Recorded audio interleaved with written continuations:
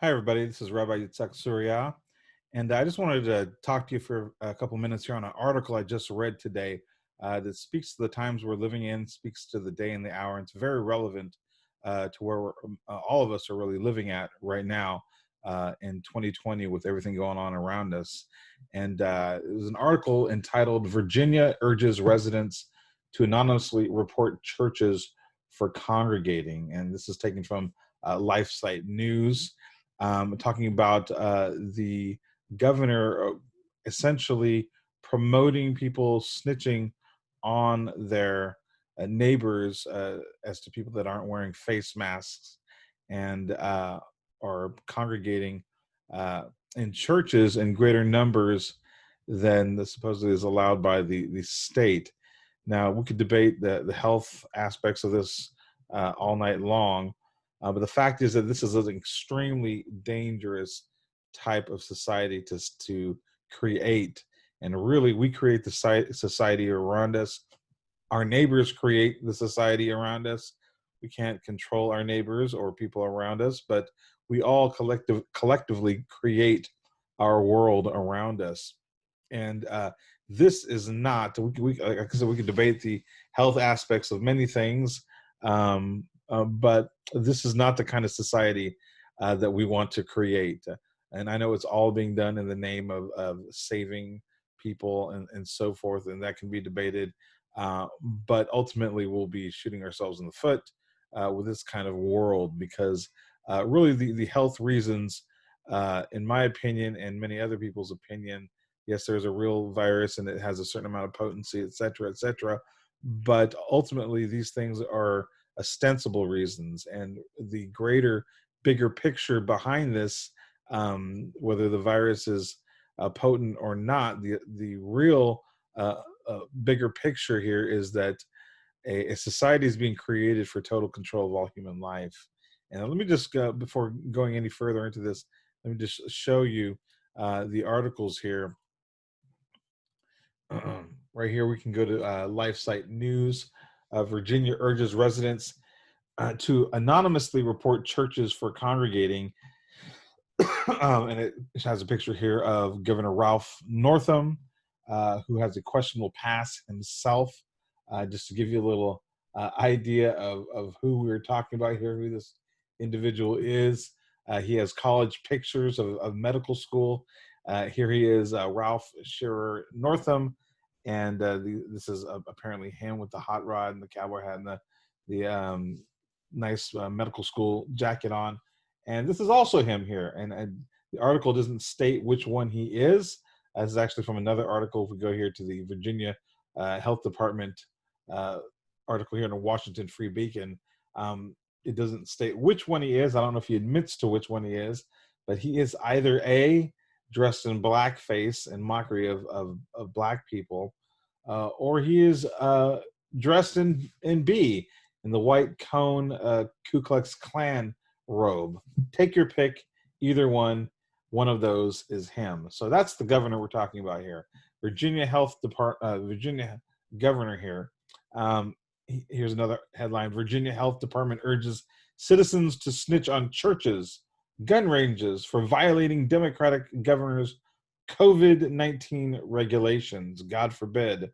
Let's go back to the original article here because there's some good quotes here.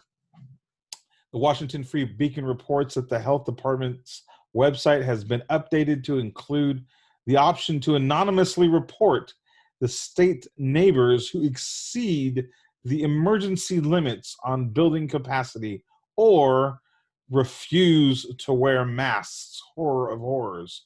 As long as they're not protesting BLM, I guess it's wrong. The form allows users to specify the type of establishment they're reporting, including indoor gun range, quote unquote, or quote religious service. So they don't point out the thousands of people smashed in together, beating up people, breaking windows, flipping cop cars, burning buildings, attacking people violently, even shooting people at the recent protests. They want to single out religious services, which is very interesting. And this is just from a few days ago, June 23rd. Today is the 24th. That is yesterday. And the article goes on to have has little screenshots here of some of the actual message from the Virginia Department of Health. This is all for your health, mind you. We're going to keep you healthy. It goes down here under Northam's Phase 2 rules.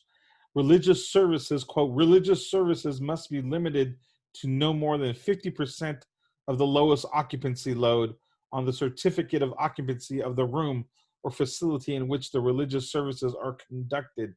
Individuals attending religious services must be at least 6 feet apart, because the virus knows if it's 6 or 7 feet or 4 feet. When seated, and must practice proper physical distancing at all times, with the exception of family members. And here's where it gets dangerous. We can debate the health aspects all night long, but here it continues. These complaints can be made anonymously. There is nothing to prevent businesses from snitching on competitors or to prevent the outright fabrication of reports, Republican State Senator Mark Obenshain responded. So it appears that the full force and weight of the state government is poised and ready to drop on restaurants, churches, and wineries for perceived violations of the governor's orders, while the governor equivocates and prevaricates when it comes to its enforcement in connection with protests, demonstrations, and riots, as long as participants are his allies. Very well said by the Republican State Senator Mark Obenshain. Very well said. The danger in this type of program is that historically we know that when this system is set up of snitch reporting, neighbors reporting neighbors, citizens reporting citizens, it will be abused. A case in point we can learn from history so that we do not repeat it. This is an excellent article here from the Irish Times, and actually I've seen other reports on this exact same topic here, and this actually all comes from based on a book here written called the Gestapo, The Myth and Reality of Hitler's Secret Police by Frank Bigdana. Is published by Kernet, and it goes on and on. Talks about the history of the Third Reich, and I believe I saw a report on this on NPR, or heard it on NPR before. But it was assumed before that the Gestapo was everywhere in Nazi Germany, that they were under every rock and hiding behind every bush. But as it turns out, there were only a handful of Gestapo, and that all of the incarcerations and the all the people being turned in were not because the Gestapo found out about them through their skullduggery and through their machinations of spying upon every single citizen in the Reich. They actually had tips from citizens. It was actually, as it turns out, not from the top down. It was from the bottom up that people were being thrown into concentration camps, and that it was neighbors turning in neighbors and citizens reporting other citizens, and basically old feuds being settled by the hand of the police. They had something a while back in the news. They called it death by homicide by certain people that they suspected that they wanted to kill themselves. Instead, they would attack police, and the police would shoot them. And I think the term they came up with it was suicide by police. Essentially, some people out there who had lost all hope and become suicidal, they wanted to kill themselves. Instead of pulling their own trigger, they would do something crazy like, attacking a cop, knowing that the cop would shoot them or kill them if they had a weapon. And so it was really a form of suicide, but it was forcing someone else to commit homicide. And so it was really suicide by a cop, by having some cop kill you. In a sense, this is the same thing. This is a homicide by cop, or homicide by Gestapo, or homicide by this little snitch system set up. Or not homicide necessarily, but imprisonment, using the system to get your enemies. And it lists a few things in here. It says here, the subtitle, the Gestapo was a very small organization reliant on informers to denounce enemies of the regime, but jealous spouses and neighbors often used it to settle scores. And that is exactly what happened. And that is exactly what will happen with this snitch society in the name of saving people from the nefarious COVID that, yes, we are all concerned about it, but this kind of society is a damnable one. This kind of society of a snitch world is one of the most dangerous types of societies that you could conjure up. Let's read here from this excellent article from the Irish Times. The Gestapo was a key element in Nazi terror, the Nazi terror system. The very word conjures up a nightmare image of the all-powerful Orwellian Big Brother-style secret police force keeping the German public under constant surveillance. Films, novels, and TV documentaries have embedded this image in the popular mind. But is it true? In reality, the Gestapo was a very small organization. In 1933, it had 1,000 employees. And even at its peak in 1944, its active officers within Germany numbered 16,000, policing a population of 66 million.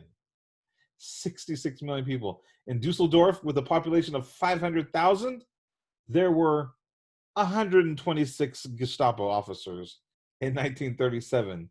Essen had 650,000 inhabitants and just 43 Gestapo agents. So you can see here that an extremely small amount of people were actually part of the Gestapo, and the primary people turning people they actually got arrested and taken to concentration camps were other people, other citizens. Let's read on here. Yet this did not mean the Gestapo was weak or inefficient, an instrument of Nazi terror to make up for lack of staff. The Gestapo decided the vast majority of the population were loyal to the regime.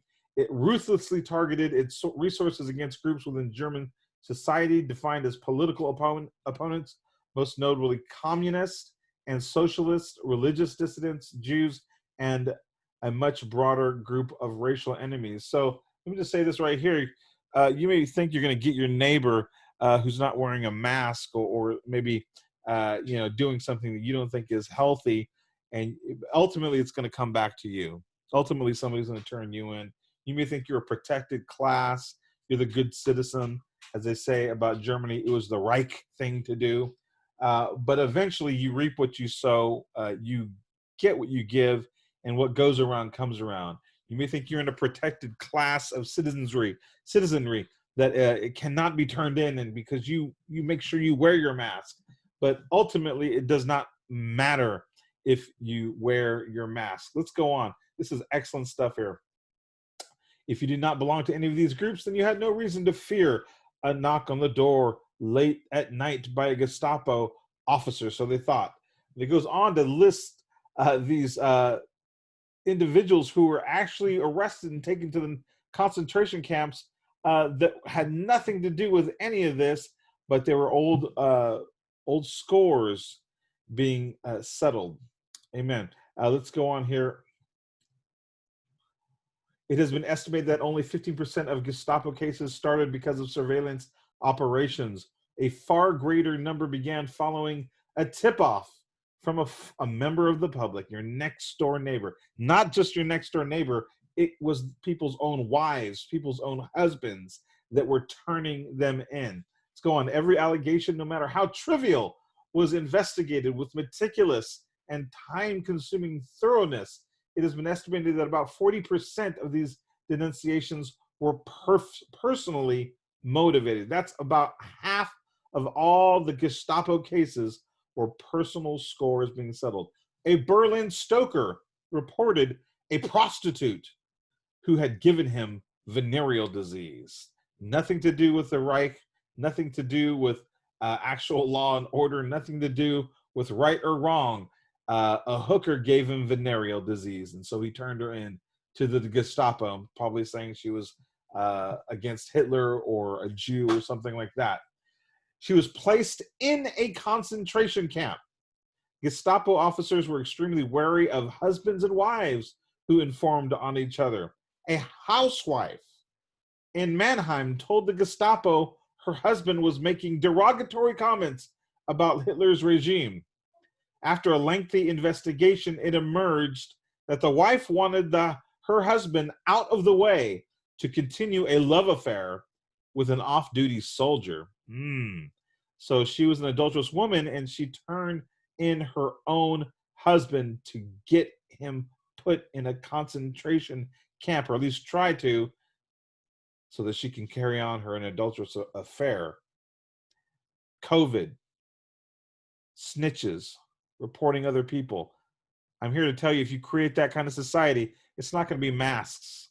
It's going to be the neighbor that maybe the dog always barks and then bit your leg one day and you didn't like it and you got a score to settle with your neighbor, and it's the neighbor that's going to be calling on a neighbor saying, aha, I saw them without their masks and they were spitting in the wind, and go get them.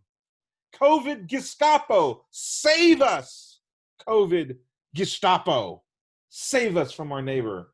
Going on this case here, in another case, 2 married doctors were involved.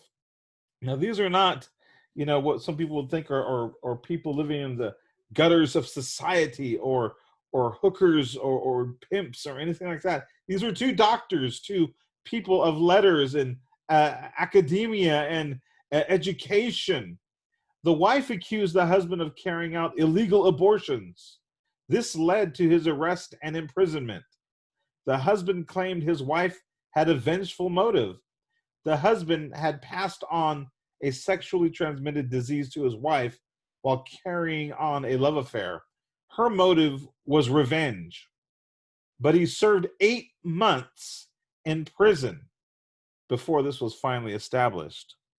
So the wife is, I would say, righteously upset at her husband for doing that, but then unrighteously lies and snitches on him to the Gestapo, who then arrest him and throw him in the slammer for 8 months before the truth is finally revealed that he was actually not performing illegal abortions, but this was all a big scam.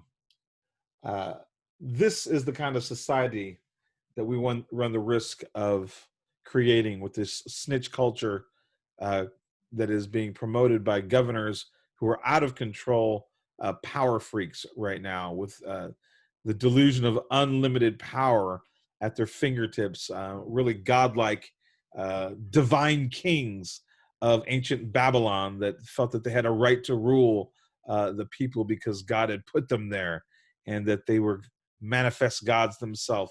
We have governors right now on the loose with unchecked power, really exercising kingly type powers as unelected kings. Even though they're elected to be governors, they're not elected to be kings, and they're trying to push this societal culture here of a snitch community. It will lead to the exact same thing that the Gestapo society had. It will lead to the exact same snitches, the exact same types of false accusations. If you think it can happen, talk to a private investigator someday. I have family that have been involved in law enforcement and with the court systems and with the investigations departments that have told me, not any confidential information, but that they had seen things, such as, judges being removed from the bench and for corruption, for having an affair with the secretary, and it was found out, and yada, yada, yada, and lawyers that were corrupt. This can happen at any level of society. Just because somebody has an official position in government does not mean that they're good people or moral or ethical people. And that goes for health care people in charge of health administrations. There are other motives involved with all these political governmental systems, this worldwide beast that we're dealing with. And so we need to be careful not to allow this kind of society to form in our midst, because it will be abused. Those that do not remember or study history are doomed to repeat it. We do not have to repeat it. We can learn from mistakes other societies have made, and from other peoples of the past, and learn from their errors, the error of their ways. Yeshua used this exact analogy himself when he talked about Sodom and Gomorrah. As it was in the days of Sodom and Gomorrah, so shall it be in the days of the coming of the Son of Man. Uh, Telling us that like it was back then, it's going to be in the end times, but also teaching us that we can learn from these failed societies, these societies that eventually imploded upon themselves and received the judgments of God, not to do what they did. Yeshua said, remember Lot's wife. Remember Lot's wife, who looked back at her beloved Sodom and Gomorrah and turned into a pillar of salt.